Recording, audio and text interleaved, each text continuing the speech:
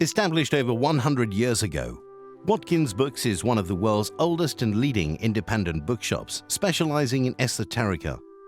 We have the widest selection of esoteric books in the UK, and our friendly and knowledgeable staff are here to assist you in a unique ambience of our shop.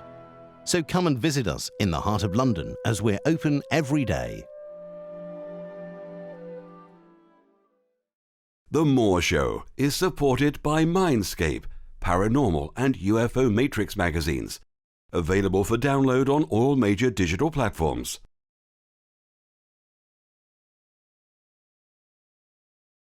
I've been doing this work for 45 years. And over that time, I invented my own technique. I began to find out new things that came in that nobody else had ever discovered. So big and so important, so we called it QHHT, because it's way beyond past life regression. And this is the healing technique that we've now been teaching it, well, since 2002, that's 12 years. Well, as part of this technique, the very first thing that you do is take the client into a past life. Past life is just the very, very beginning. Then we go to this great power that I work with. To please take advantage of the training that is now available online. You can find it through my website, dolorescannon.com.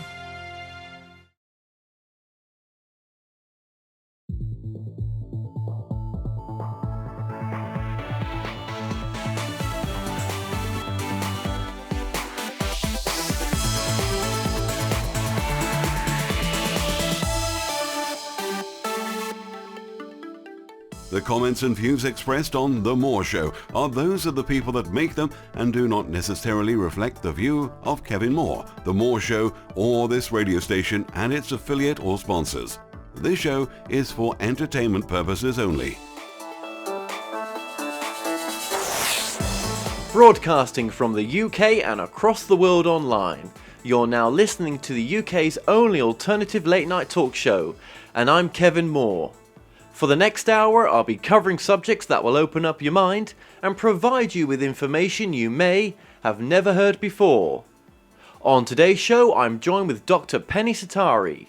Now, Dr. Penny Sartori works as a nurse in a British hospital for 21 years, 17 of those being in intensive care. She is highly experienced and skilled in her role as an intensive care staff nurse and has conducted unique and extensive research into the near-death experiences of her patients. In 2005, she was awarded a Ph.D. for her research into near-death experiences. Dr. Penny Sartori, welcome to the show. Hi Kevin, it's lovely to be here. It's great to have you back on, and 'cause it's been a while since you came on before, and a lot's happened in your life as well. Oh yes, definitely. It's last year was a big year for me. Yeah, absolutely. And obviously, you're a mother now, and congratulations. Thank you. Yeah, and obviously, making time for, the near-death experience work that you were working on previously, and the new book you've got published and everything else. It's difficult to juggle it sometimes, isn't it? Oh, it is. This year has just been phenomenal, and I can't believe how much sort of work it's generated for me since the book came out, because not only am I getting initially I was getting about 200 emails a day. That's tailed down now to about 200 a week. But and also I'm getting other kind of work as well, through that. So it's just been really, really busy for me. So yes, it's just incredible, isn't it? The journey it's taking you on, and just for the audience as well. What drew you to study the near-death experience? What was it for you that was so interesting? Well, it was when I was looking after a patient who was dying, and when you work in intensive care, you tend to see death quite a lot anyway, and you realise that it's not just elderly people who die, it's every one of us, we're all going to die, and it happens to people who are young, of all ages. But it was this particular night shift looking after that man who was dying, where I made this connection with him, and it's almost as if I swap places with him, and I could feel and understand what he was going through. And that had a really big impact on me. And it's all I could think about for the rest of the night. And the following day, I went home after my night shift, and I couldn't sleep because I was thinking about this man. And I phoned work about mid-morning, and my colleague said that he died about 2 hours after I'd left work. And so that had such a deep impact on me that it made me question my role as a nurse. And it also made me question, what is death all about? Why do patients have to go through this at the end of their life? And I looked for some nursing courses, but there was nothing that was dealing with care of patients in a critical care area who were dying. It was all palliative care, which is a very different approach.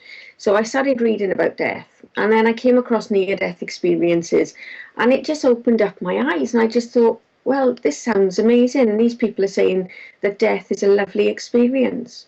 And, I was a little bit kind of skeptical as well, really, because my nurse training was very scientific, and I'd always kind of been led to believe that any sort of unusual experiences like this were just some sort of hallucination. And that was just a preconception that I had. I had no basis of that at all, really. And so the more I read about these experiences, the more intrigued I became. And I just thought, well, I'm working in intensive care. This is the perfect place to do my own research into these experiences. And so that's what I did. And it all just went from there. Absolutely. And did you find that your peers were quite supportive of you? Yeah, well, I was really lucky because in the beginning, I think everyone was a little bit very skeptical, and they were all, making fun of me and things and saying, oh, the X-Files and all things like that. But I think as my research progressed, I was really lucky because my colleagues could see how important it was and that it would benefit future patients. And so I was so lucky that I had really supportive colleagues that I worked with, and a lot of them were very helpful to my work. And after it finished as well, they were very interested in the findings, especially the consultants, the doctors. They wanted to know, what I'd found, and they encouraged the junior doctors to speak to me about my work as well, which I thought was really great because they could see the importance of this work. Yeah, that's pretty impressive, actually. Yeah, because I mean, this subject is very life altering, especially what you've been through as well. Because it's not so much as well that yes, they're all having the same experience. It's what you can bring from that, to improve the now, in a sense. Exactly, that's it, exactly. And that's what I kind of wanted this book to be about, because there's been so many debates about near-death experiences. What are they, or what are they not? But I think, by having these debates, we're also missing out that very important message of what these people can give for us for life, about life. And so that's what I wanted to focus on with the book, really, and is how these experiences what we can learn from them and how we can apply them to this everyday life.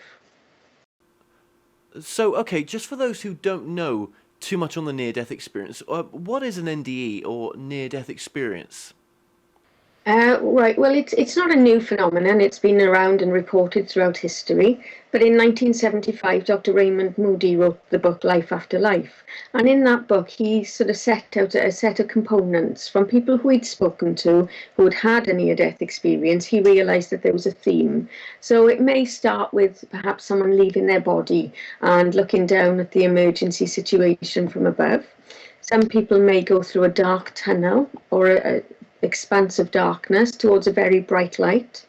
When they enter into that light, they find themselves in beautiful gardens with lush green grass, vividly coloured flowers. They may have these intense feelings of joy, peace, calmness, tranquility. They may meet deceased relatives or friends in the light. They may also meet a religious figure or a being of light, and that is generally sort of influenced by the person's culture.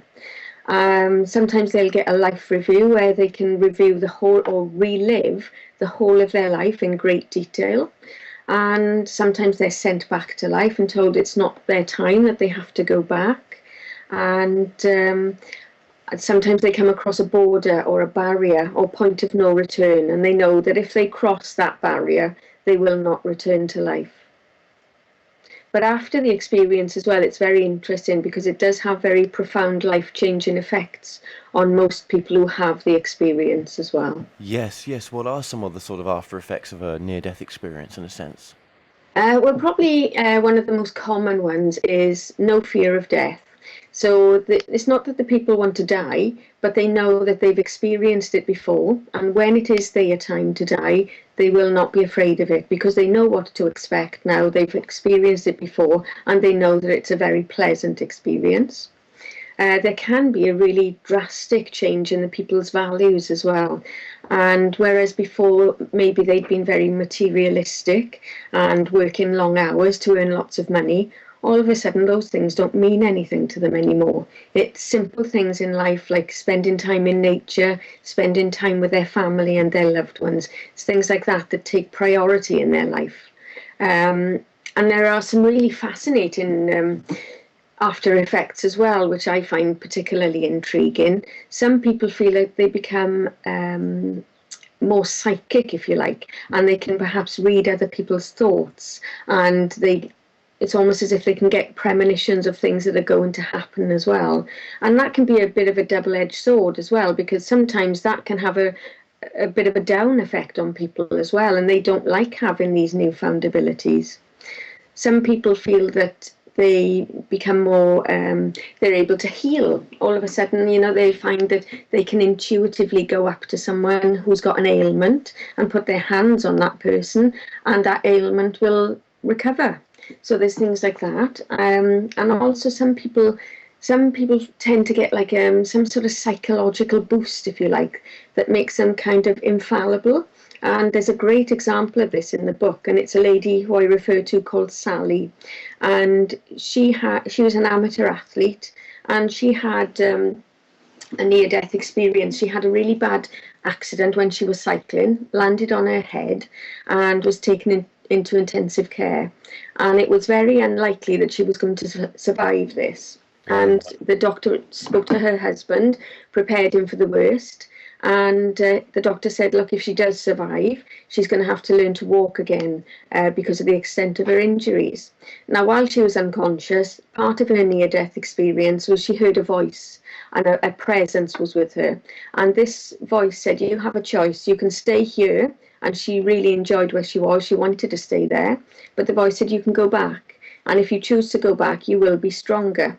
And she doesn't remember making this conscious choice, but she said all of a sudden she was back in the hospital bed, people sitting around her who she didn't recognise, and they were her family. So she had to learn to recognise her family again. And the interesting thing about this case is that a month after being discharged from hospital, after being told that she probably wouldn't be able to walk again, this lady actually ran a 10-kilometre race and completed that.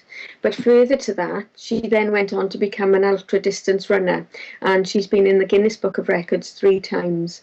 And her greatest achievement is running across Australia from Sydney to Melbourne, which is 625 miles, and she did that in 8 days without any sleep. And I just think that is phenomenal. And she said, the thing that kept her going was that voice. It's with her constantly. All she has to do is think of it, and it's there spurring her on and motivating her.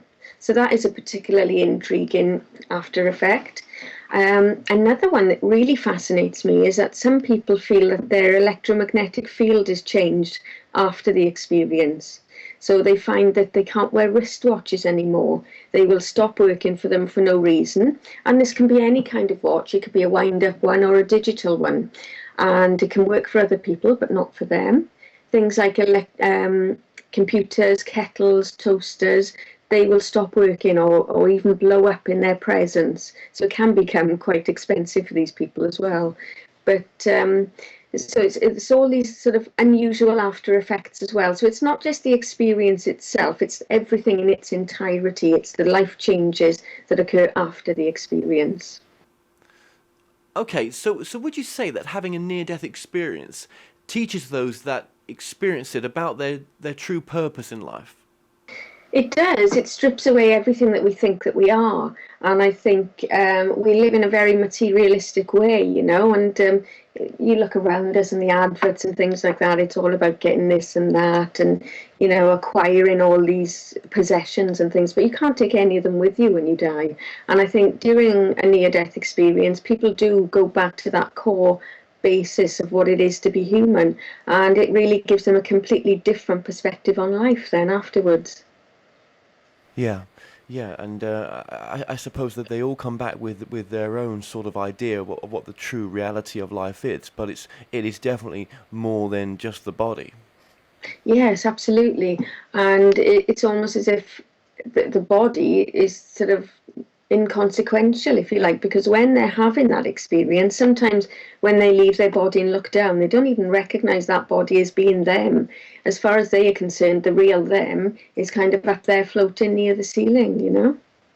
Yeah, I mean, it's like it's the only way to shake them up in the way that they're living their life in the present moment. Yeah, that's right. It does. It totally does shake everything up for them. And one of the interesting things on the near-death experience is the life review, for example. You know, that can have a really profound effect on the way that they were living their life as well. So, you know, during the life review, they relive everything in great detail. So they can see the significant things in their life plus the insignificant things. But very interestingly, they can also see the impact of their actions on other people.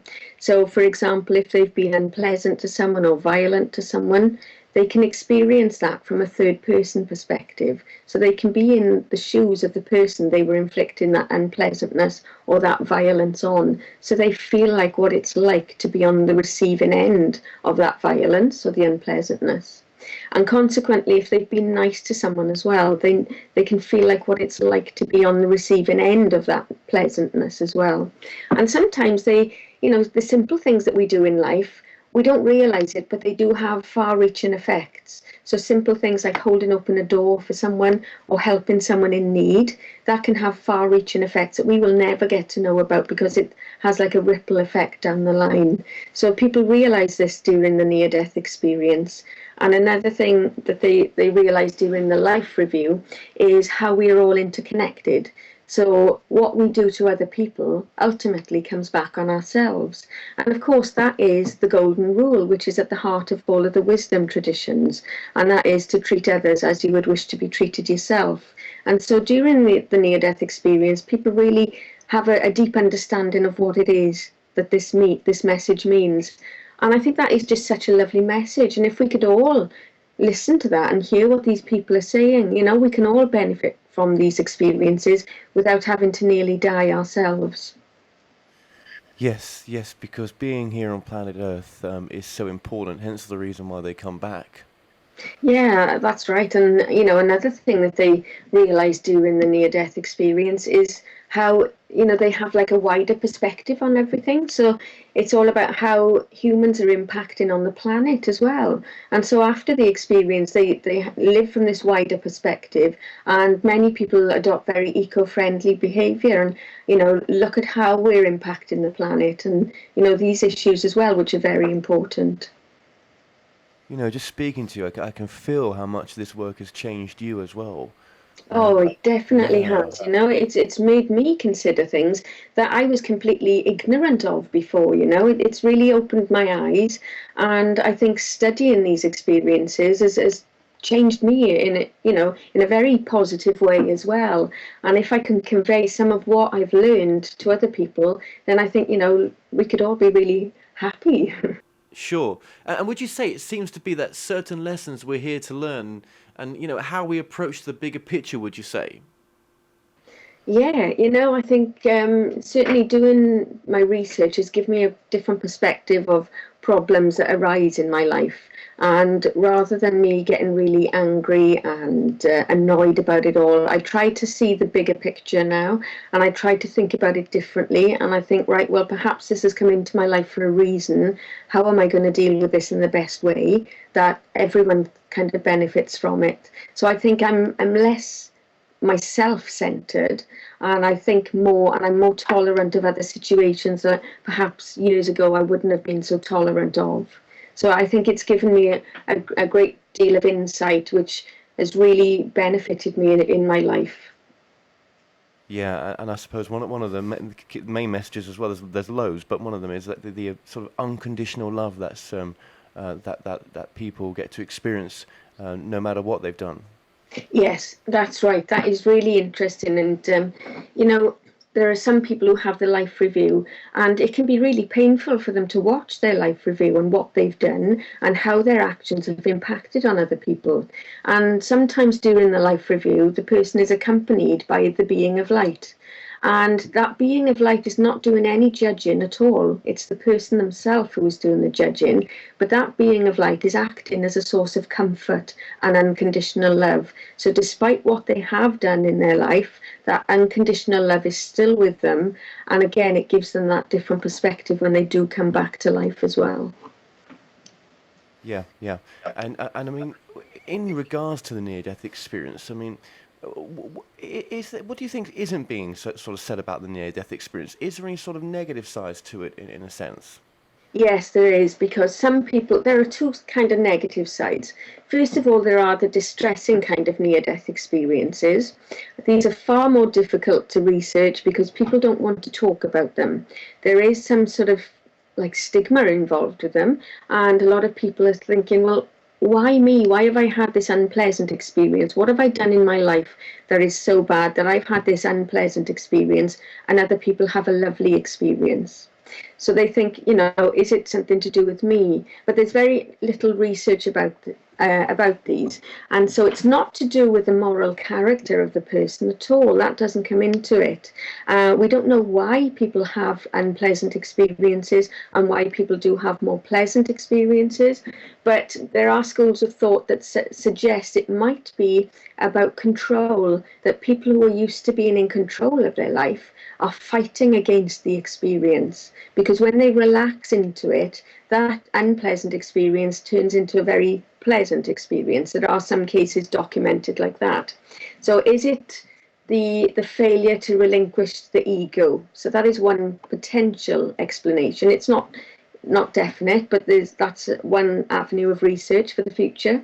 And Professor Christopher Bartsch has written in his book Dark Night, Early Dawn that people with a negative or distressing kind of near-death experience, perhaps it's because they're tuning into the whole of collective unconsciousness of mankind. So it's not just the personal unconscious that they're tuning into, but the whole of mankind. And if people were to have several near-death experiences, there may be a variety of both pleasant and unpleasant experiences. So we don't really know. There's not enough about these experiences. The other sort of negative impact that these experiences can have is that they can leave people feeling very isolated as well.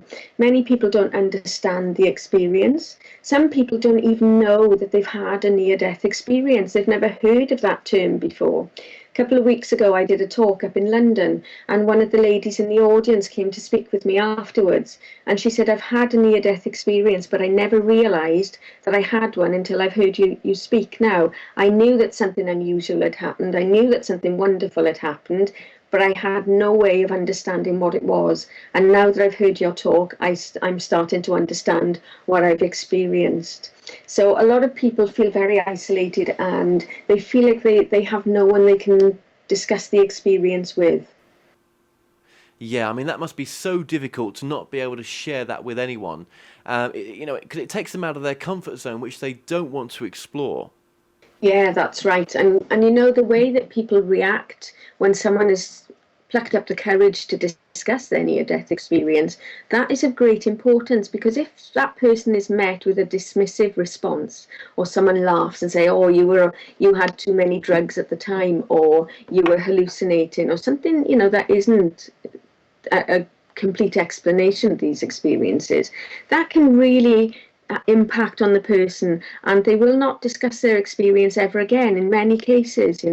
A few years ago, this lady had written to me. She was in her 90s, and she said, when I was 14 years of age, I had one of these experiences and I told my mother about it, and she said I must never speak of it again. And she said, I've never spoken about it until now. And now that I've read this article about your research, I feel like I've got permission to talk about my experience. So, that was for about 80 years of her life. She had kept that inside and didn't speak about it.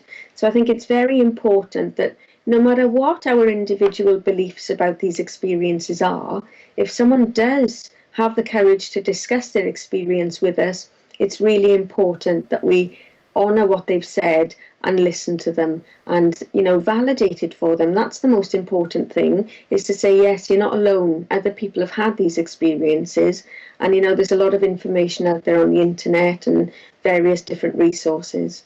Absolutely, and we've got your website and books just flashing up on the screen all the time, so people can contact you directly, because you're doing some great work. Just even that one life you touched there.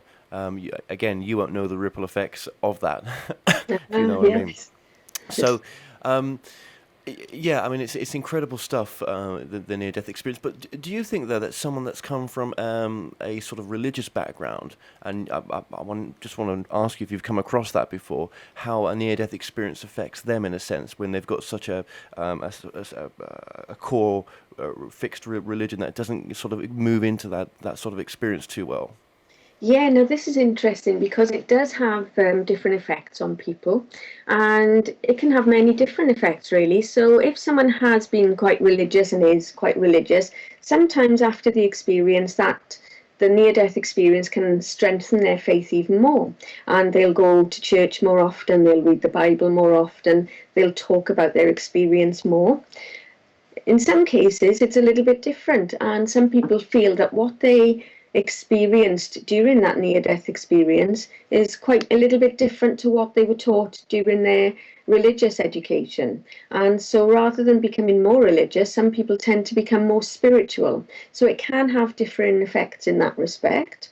And also people who are atheists, they can have an experience as well, and it can cause them to reevaluate their life beliefs. So it has many different effects really on people's individual personal beliefs. So just tell us about your research into children's near-death experiences. Yeah, now that's really interesting because you wouldn't expect young children to have any concept of death at all. Yet again, they have experiences which do mirror what adult near-death experiences do, say. And so, these young children can have very similar experiences, and they can have long-term effects on the children as well. And a particular case that really fascinated me was a man who'd written in to me about his experience, but also he said, my son had a near-death experience, and his son was young. I think he was about 4 years of age. It's in the book. And he was on the operating table and he had a cardiac arrest, and he was successfully resuscitated and he made a very good recovery. And a few months later, his dad had a day off, and he said to his son, what should we do today? Do you want to go somewhere? And the little boy said, yeah, I want to go to the park. And his father said, well, what park is that? We haven't been to a park at all. They lived on an army base at the time. And the little boy said, the one I went to when I was in the hospital, I went through that dark tunnel and I came out into that park, and there were other children playing on the swings, and there was a man behind the white fence. And when I went to climb over the fence, the man said to me, no, I had to go back. And he sent me back down the tunnel, and I was back in the hospital. And as the father said, I find it really difficult to believe how a young boy can come up with a concept like that. It's something that he couldn't really make up.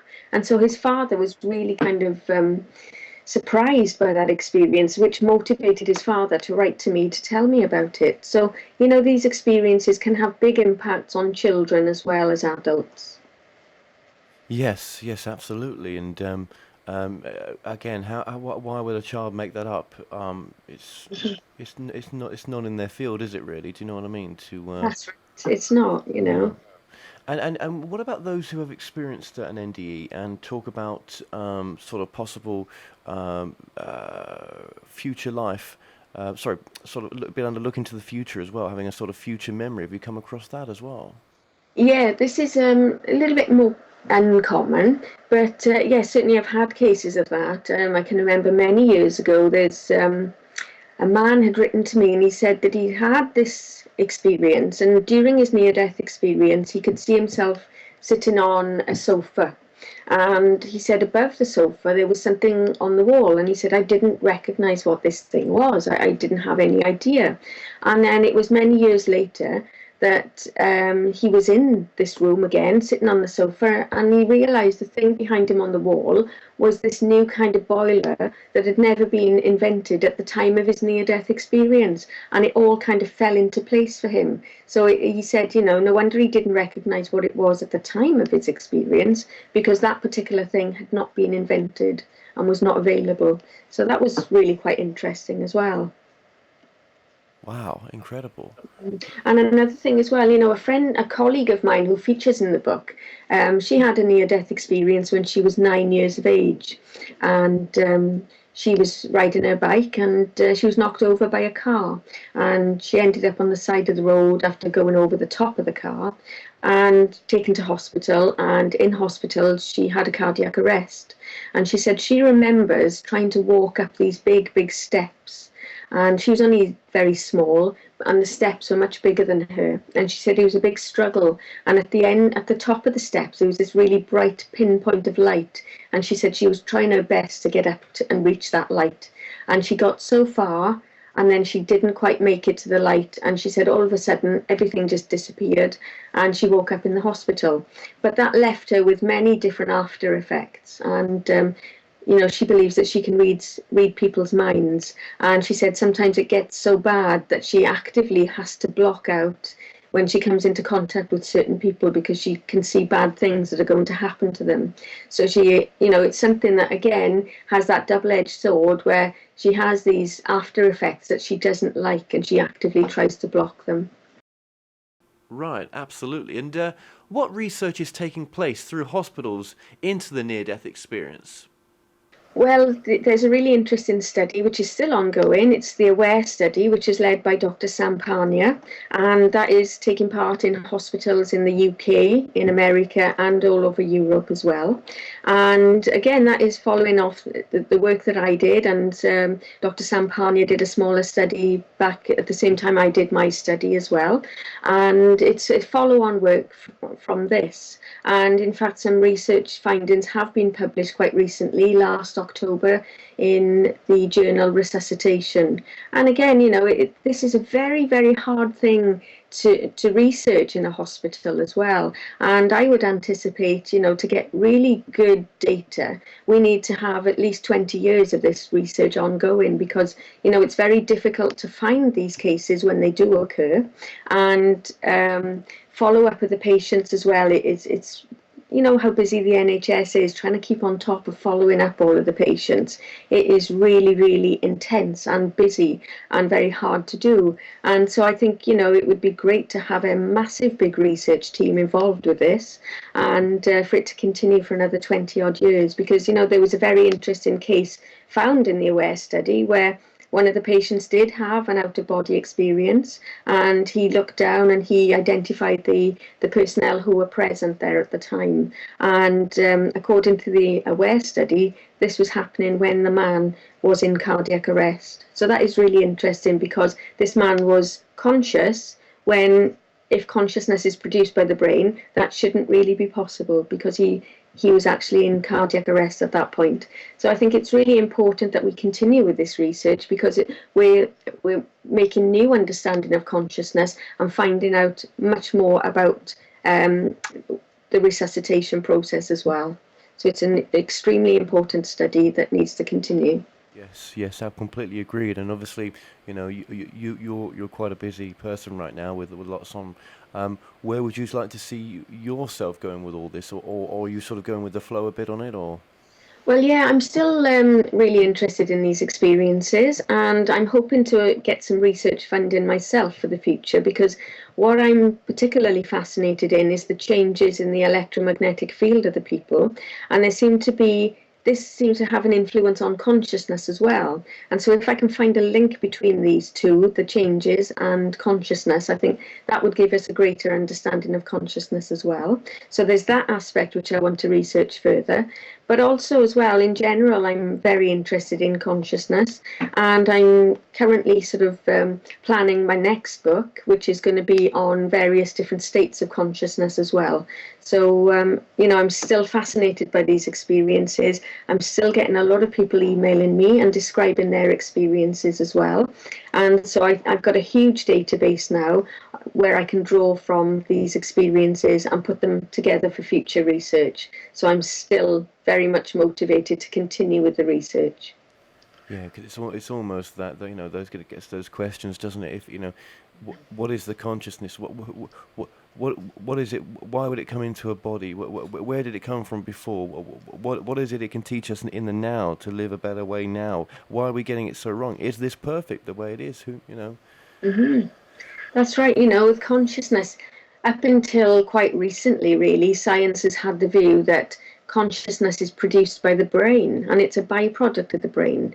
But there's no evidence to show how consciousness does arise from the brain, and that's called the hard problem of consciousness. Professor David Chalmers, the philosopher, has called it the hard problem of consciousness, because there is no evidence which shows how that consciousness arises from the brain. And so I think what these near-death experiences are showing us is that obviously these people are having very clear, lucid experiences, and what they're describing is a heightened state of consciousness, a heightened state of awareness. And so perhaps that is because our understanding of consciousness is wrong. Maybe consciousness isn't produced by the brain, and maybe consciousness is primary, but it's mediated through the brain. And I think that makes far more sense to me, because that would then, the brain could be acting like some kind of filter which screens out this consciousness which is around us. But there are times in our life when that filter action relaxes.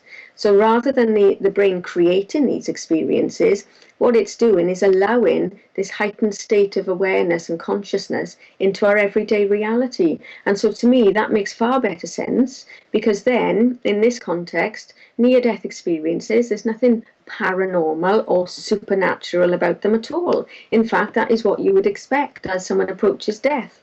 And so, I think we really do need to review our understanding of consciousness, and that is being realized by more and more scientists now.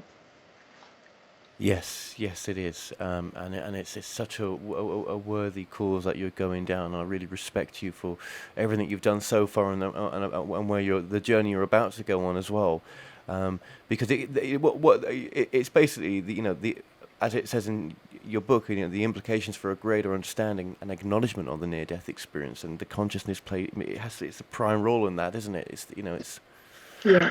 Yeah. Absolutely, yeah. If we live life from that perspective, then that we're all interconnected, life is completely different, because at the moment now, we're from the perspective of living life from a very selfish, self-centered way. But when we realize that we're all interconnected and that our actions, what we do to others, come back on ourselves, we live in a very different way. So if we realize that we're all interconnected, if we see someone on the street, for example, who's in a really bad way, we'd want to go and help that person, not just walk past them. And so I think it has really far-reaching effects on how on our evolution as well. I think these are quite evolutionary experiences, because it makes us, when people have these experiences, they become more altruistic and loving towards other people as well. And Darwin's work, a lot of that, you tend to hear about the survival of the fittest aspect, but in fact Darwin said that the reason that we've survived as a human being is our ability to love and cooperate with others as well. And so I think the more people who have these experiences, they become more altruistic and loving towards other people, and so that in itself will have that knock-on effect in our evolution. So I think, these are really important experiences, and we need to take notice of them. Absolutely, and yeah, I think like you said there, we seem to be evolving at some point, consciously evolving as well, and Yeah. all this work on the near-death experience, which is really popular right now, which is great. It's becoming popular for a reason because it's saying, well, hang on a minute, there's more to life than just what you thought, and you can have the life you want. It doesn't have to be a struggle. It can be of love, and we can the world can be a different place. Yes. You know. Absolutely, yeah. And I think there is big change in attitudes towards near-death experiences, which is reflected in since the time I started my research. When I began this research back in 1995, and I wanted to speak to people who'd had an experience. Friends would say, "Oh, well, my uncle had this experience," and I'd say, "Well, can I go and speak to him about it?" "Oh no, he doesn't want to talk about it." And then, as the years have gone past, more and more people have been willing to talk about the experience. But what I found last year when my book came out was that, 200 people a day for the first few weeks were emailing me wanting to share their experience. And I think that in itself says something. People now are willing to talk about the experience, and less people are skeptical of them, and they realize the value of these experiences. So I think we're seeing big shifts in our understanding and our perceptions of near-death experiences. And has your work given you a different understanding of life? Yeah, it definitely has. It's made me reevaluate my own life. I think before I was just kind of very me-centered and very kind of career-centered, if you like, and I just wanted to get to the top very quickly. And all of a sudden, since researching near-death experiences, it's given me that different perspective. So it's not about doing this and that and making lots of money. I think the important thing is to be happy in your life and to appreciate things. And I guess I'm more mindful of everything as well. And I appreciate everything that I do have in my life. And so rather than wanting this and wanting that, I realize that I have really great things in my life already. And so I really appreciate those more. I appreciate the relationships I have with my family and my friends and other people. And I think those things are really important to me. Whereas perhaps before, I think I was so focused on getting other things and material things that those sort of things took a back seat in my life. So now I realize what I have in my life, and I appreciate it a lot more than I used to. Yeah, that's that. Yeah, and with no judgment neither. It's hard, mind. I know. Sometimes that creeps in. No, I think that's the way I've the way you've explained stuff and come across. It's really it's very very very nice to hear the way you're saying it as well. It's it makes it very simple to get from what could be something not complicated, but just out of people's sort of normal reality in a sense. Mm-hmm. Yes, it is, yeah. Yeah. So, okay then. Well, what would you say is the most important message of the book? Yeah, well, I think the most important message is that we're all interconnected. And, it's that sense of unity. And the message of the near-death experience is to treat others as you would wish to be treated yourself. And I think that is, it's so simple, but it can have such far-reaching effects. If everyone acted like that, how different the world would be. And what would you say would be one of the most interesting cases that you've been involved with? I think the most interesting case is the one that I came across when I did my research in the hospital, because that is something that will always stay with me because I was there as it was happening, and that is patient 10. And I was looking after this man. He'd been in intensive care for a while and he was making a good recovery. So we decided to sit him in the chair this morning, and about 2 minutes after sitting him in the chair, I noticed he didn't look that comfortable. His breathing pattern changed, and then his oxygen levels started to drop a bit. And so I got what we call an ambu bag, connected it to the oxygen point, connected it to the man's tracheostomy, squeezed in the extra oxygen, and that resolved that problem. But then after that, his heart rate went into a very fast heart rhythm very briefly. His blood pressure started to drop, and he went cold and clammy, and all of these were signs of an ensuing cardiac arrest. I thought if we don't get him into bed now, he could have a cardiac arrest in the chair. So I gathered my colleagues, we quickly got him back into bed, by which time he was deeply unconscious. He wasn't responding to any deep, painful stimuli, to us calling his name, nothing, absolutely no reaction at all. So one of my colleagues had called the doctor, he came to review him and we treated his blood pressure. The doctor had to go back to another emergency he was attending to, and then the man's blood pressure started to drop again. So my colleague kept an eye while I went out, and the consultant just happened to be walking into the unit that morning, and I said, quick, can you come and review my patient, which he did. And we examined him, we gave him more fluid for his blood pressure, and he checked his pupils with a pupil torch to see if they were reacting, which they were. And after a while, his condition was stable, so the consultant was happy that he went to his office. Now, after about half an hour, this patient started to flicker his eyelids and move his limbs, all signs of regaining neurological functioning. And then about 4 hours later, the ward round was doing the ward round, and there were about 10 doctors, nurses and physios there.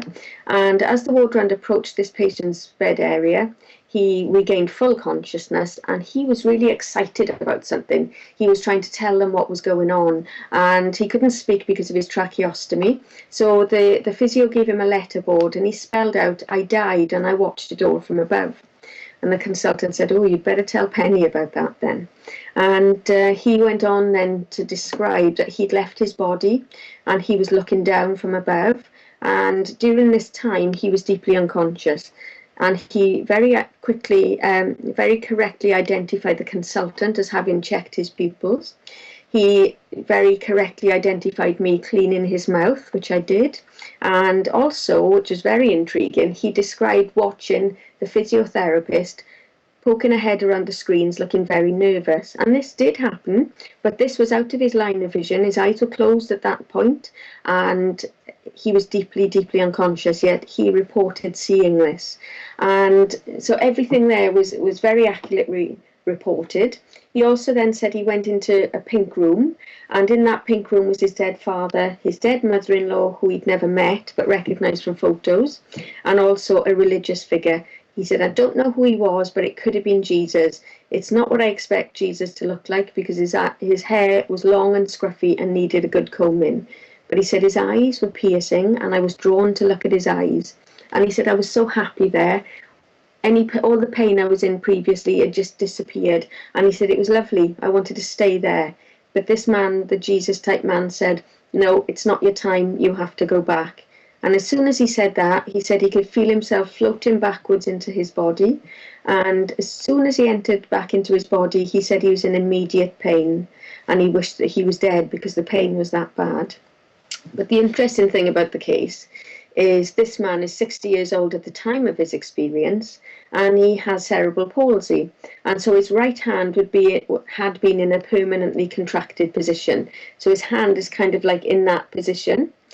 And since his experience, when I was following him up, interviewing him, he misinterpreted one of my questions. And he said, "Oh yeah, look at me now." He said, "I can open out my hand fully like this." And so at first I didn't realise the significance of this. But when I checked with the physio and the doctors, they said that shouldn't physiologically be possible, because his hand, the tendons would be in a permanently contracted position. And so in order to open out his hand, he'd have to have an operation to release the tendon. But there was no such operation done. And so we don't understand how this has happened, but it has. And so he's now able to open out his hand fully. Now, if we understood the mechanism of that, think of how many other people out there could benefit from this without having to have an operation. So I think these are really important experiences that we really need to understand further. And so I think that was the most significant case, and particularly because I was there and I could verify that what this man said during his experience did actually occur. Yeah, that's a pretty good story, actually, because like you say, I mean, if you can hear, it's sort of self-healed in a way. Yeah, Yeah. that's right. And you know, there are cases in the literature where people have healed from illnesses and ailments. So, you know, I think we need to take these seriously, because if we could understand how these people have healed, you know, it could save the NHS thousands in the long run. Well, I have read some text before in different books where it says that, you know, if the body wants to heal, you just got to think it, and over time it will. It's sometimes we go into that mind state of, you know, because we think we're ill, we project those thoughts. I mean, I don't know, it's above my pay grade, but yeah, it's just incredible stuff. It is. That's really interesting, because, you know, the power of your mind, we don't understand our minds at all. And I think, you know, we really need to pay attention to our minds, because look at the placebo effect and how important that is. So I think, you know, these things are really important. And I think more people are realizing this, and why there is more research in this area as well now. Absolutely. And Penny, your website, please, as well. Yeah, that's www.drpennysartori.com. And people can get hold of you there to discuss their near-death experience if they so wish to share it with you. Yeah, I'd love to hear about people's experiences. So there is an email contact address on that website, so please get in touch with me. It may take a while for me to reply, because I'm getting a huge influx of emails, but I will reply to you. I've currently got a big backlog at the moment, but I do reply to each one. It's only me that answers these emails, and so it takes me a long time to read them all and reply to them all, but I will get back in touch with you. Well, Dr. Penny Sartori, thank you so much for joining us today. You're welcome. Thank you. Well, we've come to an end on tonight's show. Don't forget that you can listen and watch all our past interviews on the More Show's official YouTube channel. Remember to subscribe to our YouTube channel for new daily shows. You may also find out more on all past and upcoming guests on the show via themoreshow.co.uk, and do like us on Facebook and Twitter for the latest updates. So until next time, be safe.